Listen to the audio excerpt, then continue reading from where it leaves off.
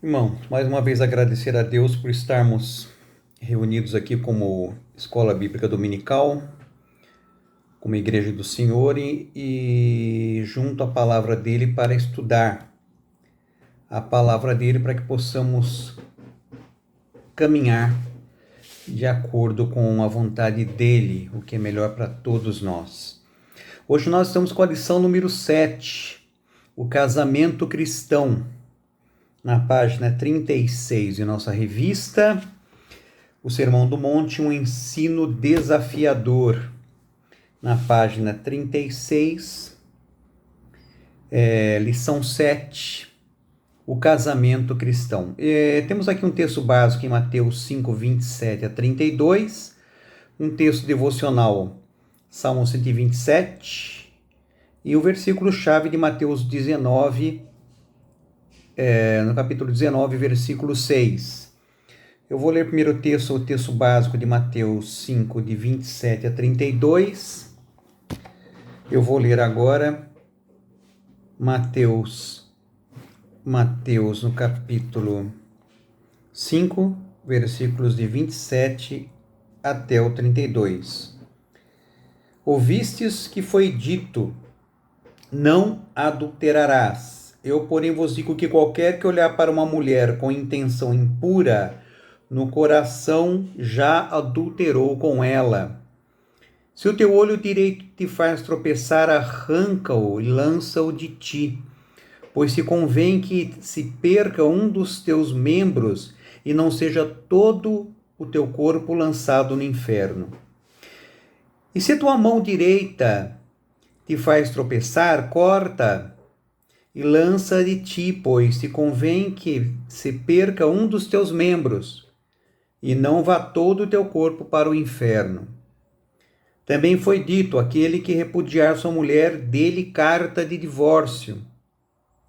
Eu, porém, vos digo, qualquer que repudiar sua mulher, exceto em caso de relações sexuais ilícitas, a expõe a tornar-se adúltera, e aquele que casar com a repudiada comete adultério.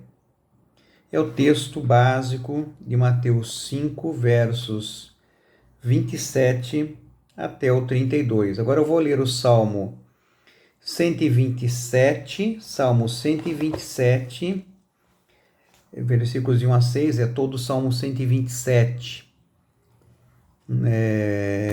Salmo 127. Então, leiamos. Se o Senhor não edificar a casa, em vão trabalham os que a edificam. Se o Senhor não guardar a cidade, em vão vigia a sentinela. Inútil vos será levantar de madrugada, repousar tarde, comer o pão que penosamente granjeastes aos seus amados, ele dá enquanto dormem. Herança do Senhor são os filhos, o fruto do ventre seu galardão. Como flechas na mão do guerreiro, assim os filhos da mocidade. Feliz o homem que enche deles a sua aljava, não será envergonhado. Quando pleitear com os inimigos, a porta. Feliz o homem que enche deles a sua aljava, não será envergonhado. Quando pleitear com os inimigos à porta. Salmo 127. Aqui nós temos.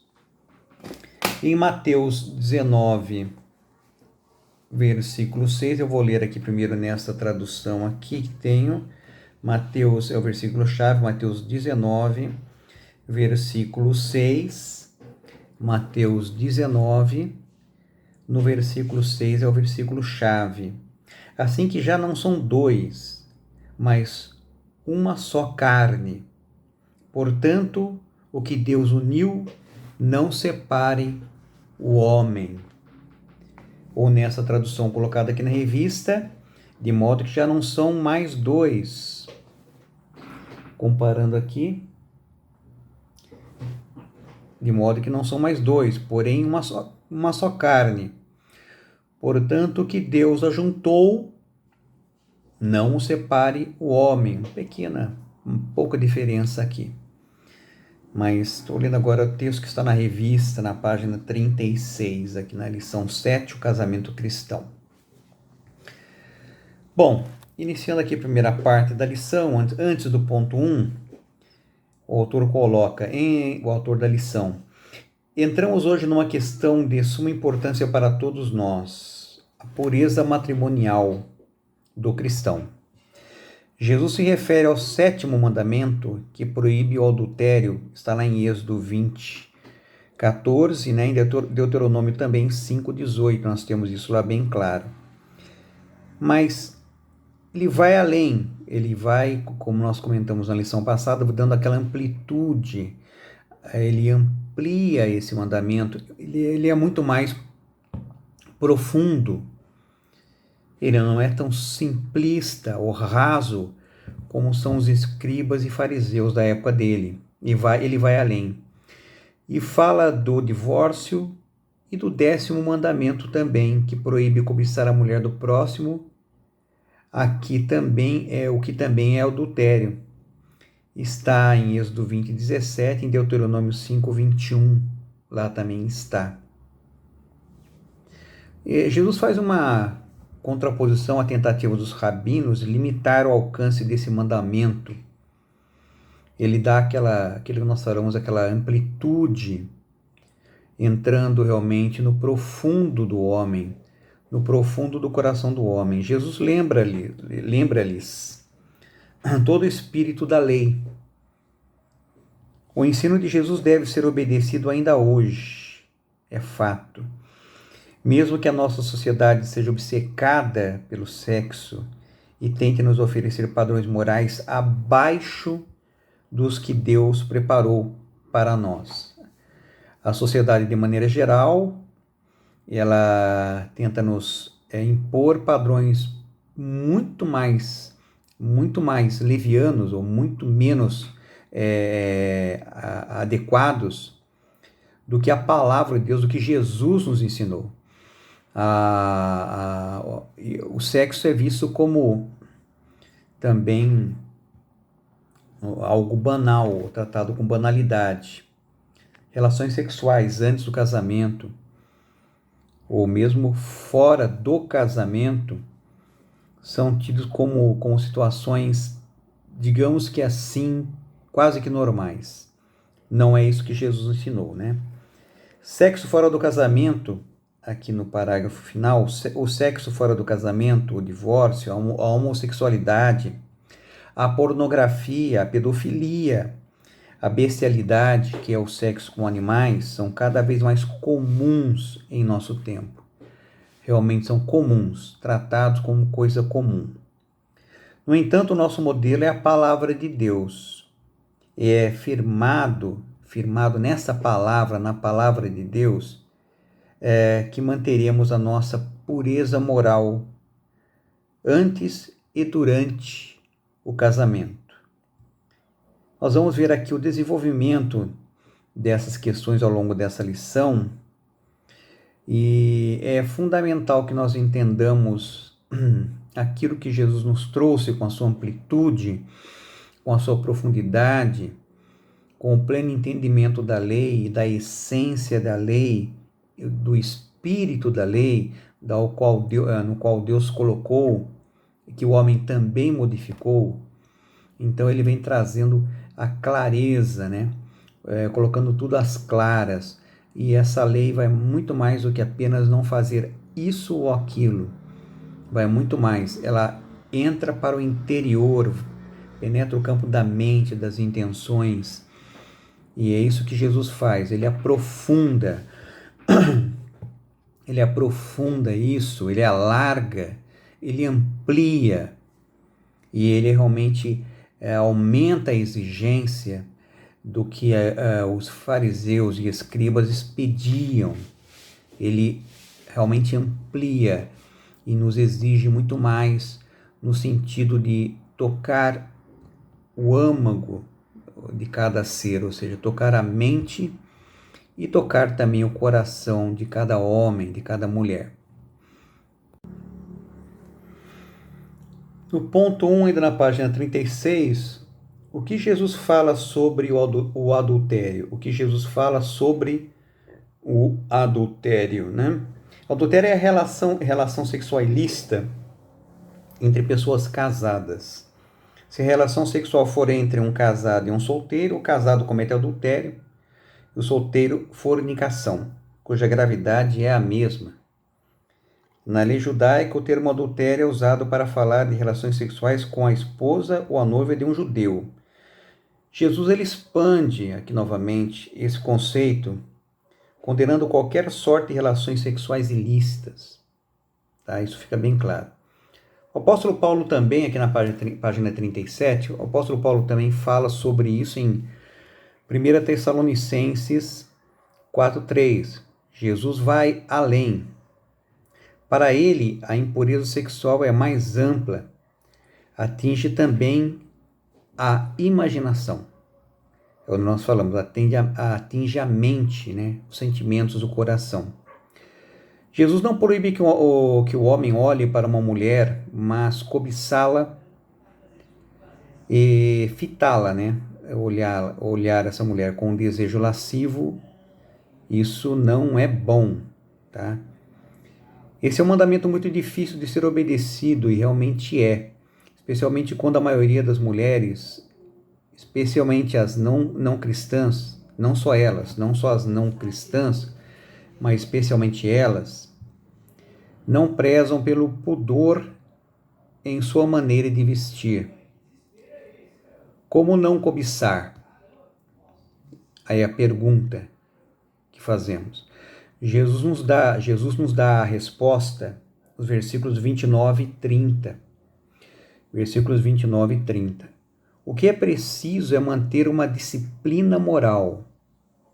Se o adultério pode acontecer no coração, no versículo 28, fala, então não podemos colocar o coração em outra mulher que não seja a nossa.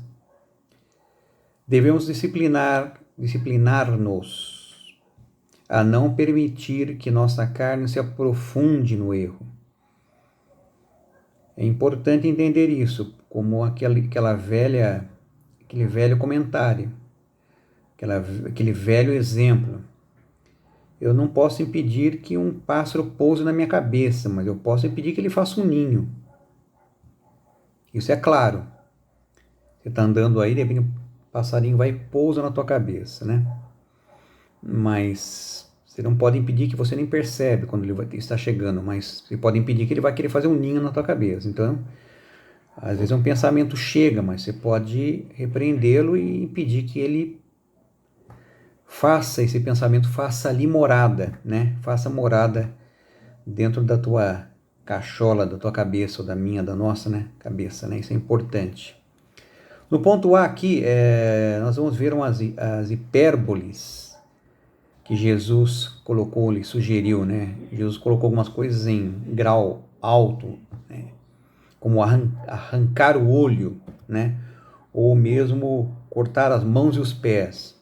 Não que ele quisesse que alguém arrancasse o olho ou cortasse a mão e o pé. É uma hipérbole, dando a entender exatamente a profundidade, né? E o sentido desse evitar que você caminhe em direção ao mal, que você olhe para uma mulher com intenção ruim, para que isso não venha gravar na tua mente, acabar te contaminando, é esse sentido. Mas vamos lá no ponto A, aqui na página 37. Arrancar o olho é uma figura de como devemos ter um propósito de vigiar os nossos olhos. É importante. Vejamos a autodisciplina de Jó. Fiz uma aliança com os meus olhos. Como, pois, os fixaria eu numa donzela? Jó 31:1. A imaginação se inflama de verdade, por causa da indisciplina dos nossos olhos. Então é importante disciplinar os nossos olhos. Olhar com intenção impura pode levar, né, à excitação, que logo transforma em esquema da excitação erótica, vai para o adultério espiritual, ou seja, muitas vezes até para a consumação do ato. Temos que ter muito cuidado. O olhar é como uma fonte inspiradora para o bem ou para o mal. Lá em Mateus 6, 22 e 23, nós vemos uma colocação parecida. Aqui uma frase do conhecido John Stott para aplicação. Sempre que os homens e as mulheres aprendem a controlar o sexo na prática, é porque antes aprenderam a fazê-lo nos olhos, da carne e do pensamento. Ponto B, aqui, cortar as mãos e os pés. Significa pegar e andar menos para não cair em tentação.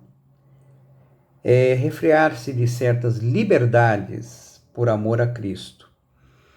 Privar-se da mão e do pé não é suficiente para que o discípulo elimine a fonte do desejo, mas é possível eliminar o instrumento da ação pecaminosa. Então ele pode ser até que esteja com desejo, mas esse caminhar na direção e esse tocar pode ser evitado para que isso não acabe se consumando. Então Jesus fala, cuidado com que o olho pode tocar a mente e o coração, pode criar o desejo, e os pés podem nos levar até o ato, e as mãos podem tocar naquilo que não devemos. Então Jesus ele é bem profundo, ele vai simplesmente, né, no âmago, lá exatamente como aquela espada de dois gumes que vai até a divisão da alma e do espírito, ali junto, dentro de cada ser humano, discernindo o que passa em cada homem, em cada mulher, em cada situação. Jesus vai no profundo do ser. Por isso ele dá essa amplitude nesse mandamento também. Aplicação aqui também outra frase de John Stott. O que se torna necessário a todos aqueles que têm forte tentação sexual e, na verdade, a todos nós, em princípio, é a disciplina na vigilância contra o pecado. É preciso colocar sentinelas morais contra o pecado. Põe em guarda a porta dos meus lábios, diz o salmista. Podemos pedir, põe um guarda, né? A porta dos meus olhos também, para que não pequemos, para que o Senhor nos guarde.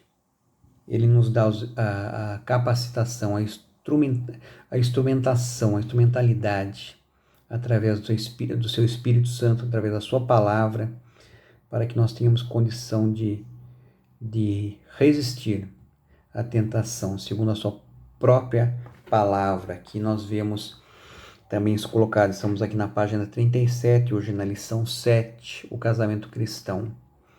Então é importante que a gente tenha isso bem claro, que o Senhor vai também nos dando as condições, nos dá o escape. A tentação não é maior do que eu possa suportar, por isso Ele também nos dá o escape. E é importante vigiarmos os nossos olhos para não cobiçarmos, e também os nossos pés para não caminharmos na direção do pecado, e as mãos para não tocarmos naquilo que não devemos tocar. E Jesus coloca isso bem claro. Não fala em arrancar nesse sentido, mas que eles não sejam utilizados para fomentar, né? Fomentar o desejo impróprio, o desejo indevido. E isso fica bem claro diante de nós e diante da sua palavra. Aqui nós estamos no final da página 37. Aqui na página 38, no ponto C, Deus é a fonte de poder que nos ajuda a controlar a nossa sexualidade. Ele, com o seu Espírito Santo, nos purifica a todo momento de nossas atitudes erradas. 1 João 19 e 1 Coríntios 6:11. Importante entender que ele nos purifica, nos capacita para vencer a tentação, nos purifica, mas é claro que isso não é nenhuma válvula de escape para que tenhamos liberdade para o erro. Não, muito pelo contrário. O pecado não é hábito, ou não pode ser habitual, o hábito na vida de um crente. Pecado é ocasional, ocorre, pode ocorrer, no sentido que nós também pecamos, mas ele não é habitual. No ponto 2, o que Jesus fala sobre o divórcio? Mateus 5, 31 e 32. Jesus agora passa a discutir sobre a interpretação que os fariseus davam a Deuteronômio 24, de 1 a 4, no que se refere ao divórcio. Uma mulher podia ser mandada embora se deixasse queimar a comida do seu marido, ou por qualquer outra trivialidade. Tudo era motivo, para o judeu mandar embora a mulher. Se ele estivesse querendo mandar aquela mulher embora, qualquer motivo era motivo. A relação matrimonial estava insegura. Os fariseus estavam abusando desse sistema. Mateus 19, 3. Está lá, Jesus coloca isso. O casamento moderno tem se tornado também muito instável. Nós vemos isso aqui, como cita aqui as novelas, são grandes incentivadores, as novelas são incentivadoras, das relações tênues, fracas, sem profundidade, sem responsabilidade, sem realmente, sem ter vínculos reais. As novelas ajudam isso, muito isso, A maioria delas, não todas, mas a maioria delas, Jesus, pelo contrário, disse que o divórcio somente poderia ser permitido se tivesse havido relação sexual ilícita. Mateus 19, 9. Os fariseus estavam preocupados com os motivos para o divórcio, certo? Jesus, ao contrário, com a instituição do casamento. O pensamento de Jesus era outro. Eles queriam ver quais as razões que poderiam pular fora do casamento. Jesus falou o seguinte: não, a preocupação é com a instituição casamento. É como mantê-lo e não como terminar com ele. Segundo J. Oswald Sanders, Jesus está ensinando o seguinte, ele coloca aqui 5 pontos interessantes aqui para a gente possa parar e pensar a respeito desse assunto. No ponto 1 ele coloca: o divórcio jamais foi a vontade de Deus. Realmente nunca foi. Na lei, o que há é uma concessão devida à dureza do coração humano. Mateus 19, 8. Eu vou até ler aqui, Mateus 19, 8. Mateus 19, 8. Deixa eu ver se eu pego aqui, por favor. Mateus 19, 8. Eu vou ler aqui. Respondeu-lhe Jesus: por causa da dureza do vosso coração é que Moisés vos permitiu repudiar vossa mulher. Entretanto, não foi assim desde o princípio. Conforme aqui lemos e ouvimos, Mateus 19, 8. No ponto 2, o matrimônio só pode ser dissolvido pela morte de um dos cônjuges. Mateus 19, 6, que nós lemos também aqui agora. Vou ler aqui de novo. De modo que já não são mais dois, porém uma só carne. Portanto, o que Deus ajuntou não o separe o homem. Nós já lemos, É importante. Também aqui no ponto 3, quem se divorcia do seu companheiro em caso onde não houve relação sexual ilícita é culpado de grave pecado. Mateus 19, 9. Eu, porém, vos digo, quem repudiar sua mulher, não sendo por causa de relações sexuais ilícitas, e casar com outra, comete adultério. E o que casar com a repudiada, comete adultério. Também comete adultério. Então, Jesus é bem duro, é bem claro, profundo. Jesus, ele realmente vai no âmago, no centro da questão. Eles queriam ver como é que eles poderiam fugir da lei. Parece que é a intenção dos fariseus, dos escribas. É como fugir da lei, quando eu precisar, não é? Mas não é o caso. Jesus falou que não, é separação só no caso quando da morte de um dos cônjuges. Então, se não houve relação sexual ilícita no casamento, essa carta não poderia ser concedida, a carta de divórcio. Não por motivos banais, como eles também utilizavam muito naquela época, queimou comida, ou não se portou adequadamente segundo o conceito deles, né? Eles davam carta de divórcio, separavam da mulher, e muitas vezes isso acontecia quando eles, claro, tinham interesse em outra pessoa, queriam repudiar a mulher que tinham. Isso não é diferente hoje também, não. Não é muito diferente, não. Não foge muito às práticas de nossos tempos atuais. Isso é fato. Aqui no ponto, eu li o ponto 3, né? No ponto 4, a parte ofendida que volta-se a casar-se, estando vivo seu esposo ou esposa, comete adultério. Mateus 5:32. Isso é sério também, isso é profundo, né? A parte ofendida que volta a casar-se, estando vivo seu esposo ou esposa, comete adultério. Jesus é claro, ele não tem desculpa. No ponto 5, o propósito dessas restrições é preservar a santidade na família. Hebreus 13:4. Também vemos ali. Sendo assim, o casamento é uma instituição exclusiva e permanente. Divorciar-se de um parceiro sem que tenha havido relação extraconjugal dele, do parceiro, né? O homem ou mulher, ou seja, e casar-se com outro, ou casar-se com uma pessoa divorciada, por exemplo, é entrar num campo proibido, é assumir um relacionamento adúltero, pois a pessoa está casada aos olhos de Deus. E isso é que é o ponto sério da questão. Mesmo tendo conseguido um divórcio aos olhos da lei humana. Pela lei humana ele conseguiu o divórcio, mas pelos olhos de Deus essa pessoa ainda é casada.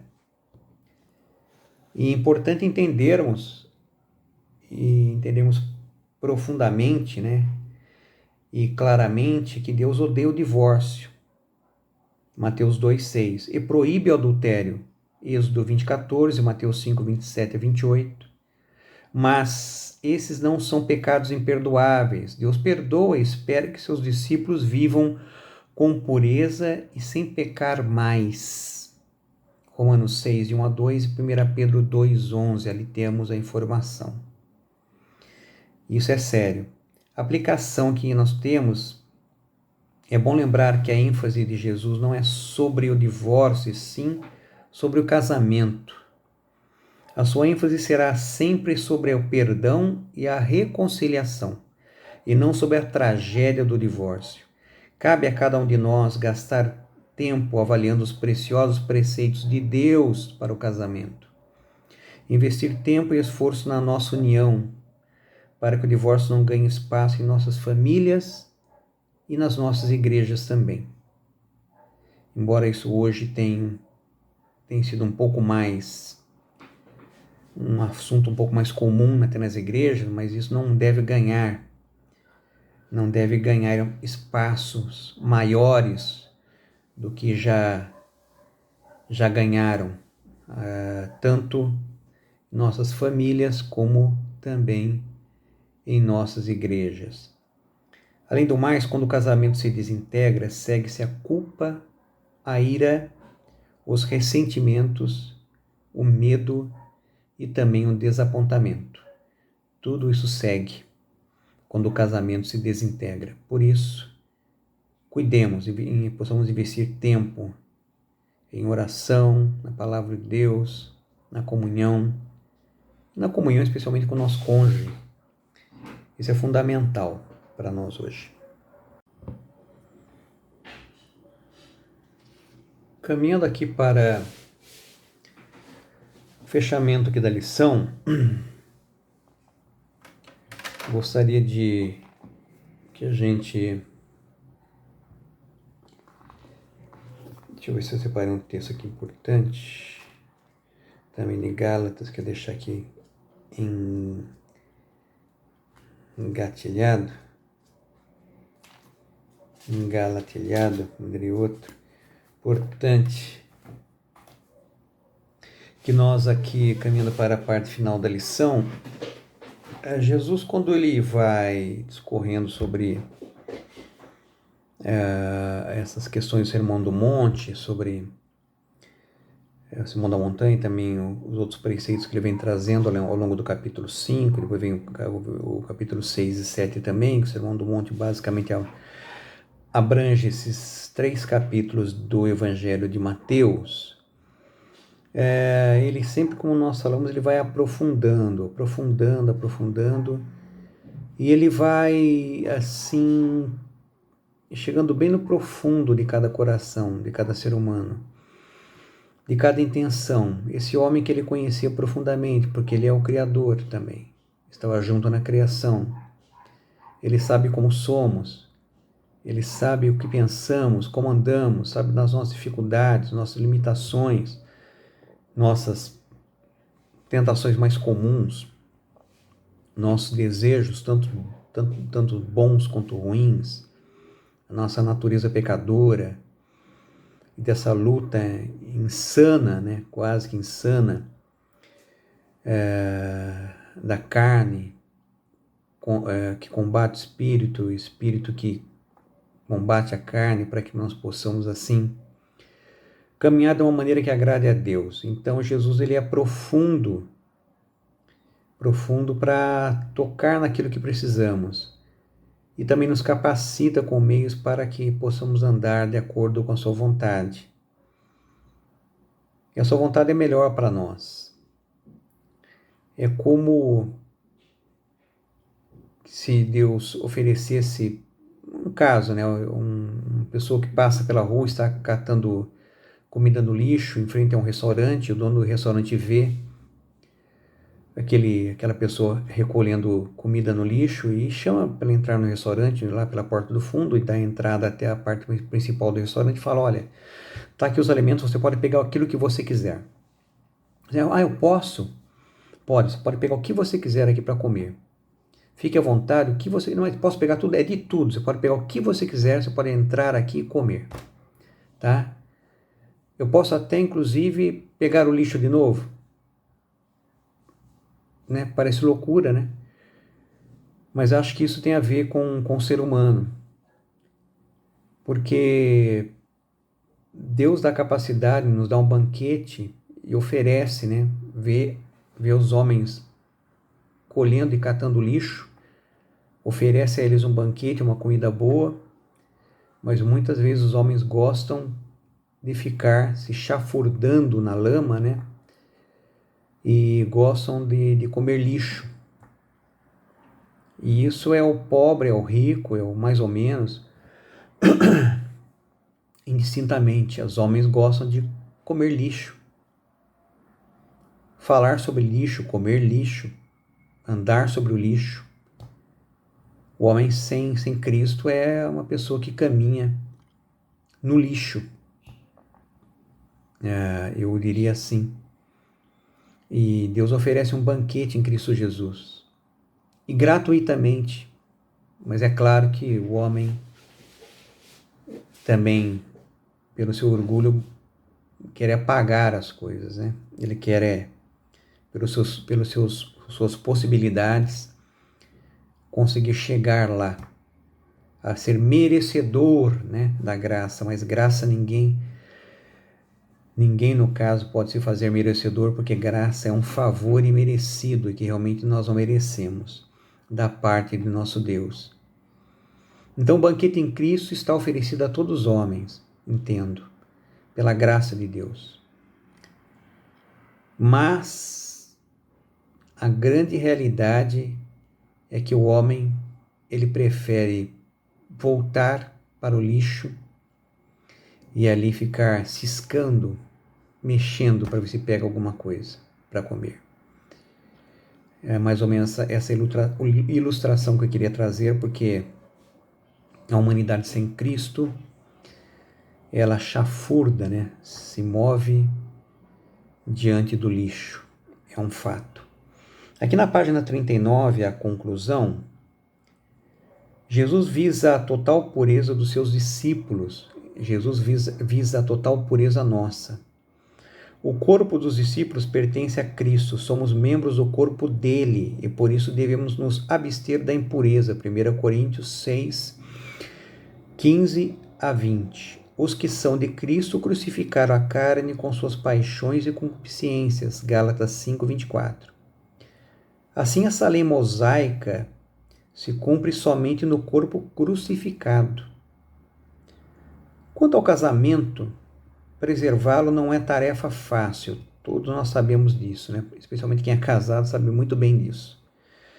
Mas se o casal confiar em Deus para melhorá-lo e mantê-lo, o divórcio jamais será necessário. O casal deve buscar a sabedoria, força e orientações divinas à medida que caminha por essa vida. A leitura diária das Escrituras, da Palavra de Deus e a oração são forças poderosas que preparam os casais para o poder curativo de Deus. Eu vou repetir aqui, essa frase é importante. A leitura diária das Escrituras e a oração são forças poderosas que preparam os casais para o poder curativo da Palavra de Deus. A nossa força para a pureza moral está na nossa comunhão com Jesus. Repetindo de novo, a nossa força para a pureza moral está na nossa comunhão com Jesus. Aqui a aplicação diz, Stanley Jones comenta: Ó Cristo, de coração, pensamento e ações puras, quero conhecer o teu segredo. Dá-me da tua pureza, ajuda-me, pois, a ser assim tão natural como tu és. Muito importante. Eu queria terminar, na realidade, aqui, lendo a palavra de Deus, né? Porque a escola é bíblica e estudamos a palavra de Deus. Eu quero terminar com o texto de Gálatas 5, 25. Nós lemos o 24. Gálatas 5, 25. Deixe-me ver aqui. Eu vou ler o 24 e 25, nós lemos o 24 logo acima, eu vou ler o 24 e 25. Gálatas, capítulo 5, versos 24 e verso 25 para encerrar. Gálatas 5, 24 a 25. E os que são de Cristo Jesus crucificaram a carne com as suas paixões e concupiscências. Se vivemos no Espírito, andemos também no Espírito. E é assim que venceremos, andando no Espírito Santo. É assim que venceremos todas essas batalhas pela graça de Deus. Vamos orar, agradecendo por mais essa oportunidade de estarmos juntos como IBD.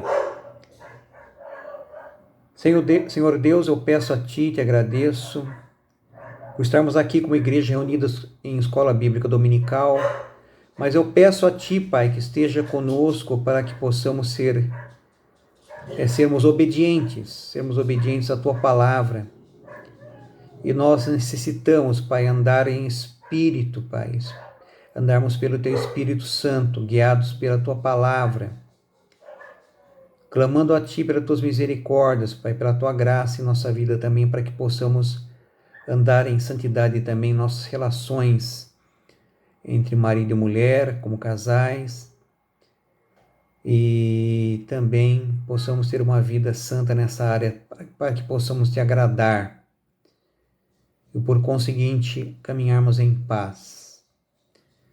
Muito obrigado por tudo, te agradeço e oro, mas é pelo nome santo e precioso de Jesus Cristo, Pai.